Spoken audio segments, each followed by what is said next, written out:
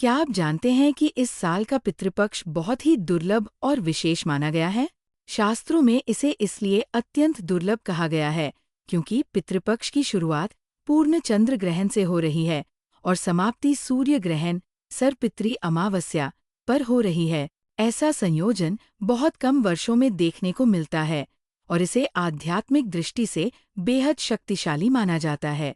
2025 का पितृपक्ष शुरू होगा 7 सितंबर सुबह 10 से और समाप्त होगा 21 सितंबर रात 8:04 पर।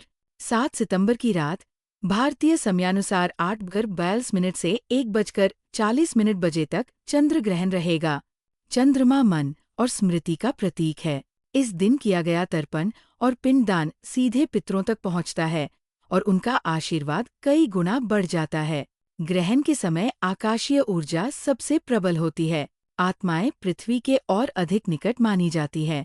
इसलिए इस समय किया गया श्राद्ध और पिंडदान आत्मा को मोक्ष की ओर ले जाता है। क्या आप जानते हैं कि श्राद्ध केवल भोजन अर्पण नहीं है? इसके पीछे कई गुप्त परंपराएं हैं। पितृपक्ष में अखंड दीपक जलाना आत्माओं को मार्ग दिखाता है। पीपल और बरगद पर जल अर्पण करने से आत्माओं को स्थायी शांति मिलती है। गाय, कौवे और कुत्ते को भोजन देना पितरों के संदेश स्वीकार करने का प्रतीक है। अब बात करते हैं क्या करना चाहिए और क्या नहीं। इस दौरान विवाह, गृह प्रवेश या नया व्यवसाय शुरू नहीं करना चाहिए।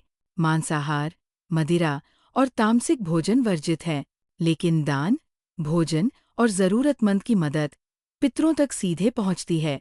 कभी भी इस समय आए अतिथि या साधु को खाली हाथ न लौटाएं। भारत के अलग अलग हिस्सों में पितृपक्ष की विधियां भिन्न हैं। गया, बिहार में पिंडदान सर्वोत्तम माना गया है। दक्षिण भारत में खीर और पंचामृत का महत्व है।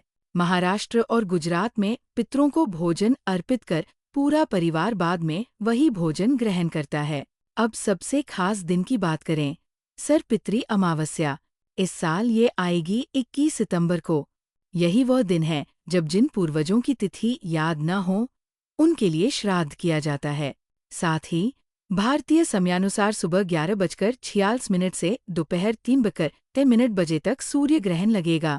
सूर्य आत्मा और जीवन का प्रतीक है। इस दिन किया गया श्राद्ध और जल अर्पण आत्मा को सूर्य मार्ग से मोक्ष की ओर ले जाता है। सोचिए, पितृपक्ष की शुरुआत चंद्र ग्रहण से और समापन सूर्य ग्रहण पर।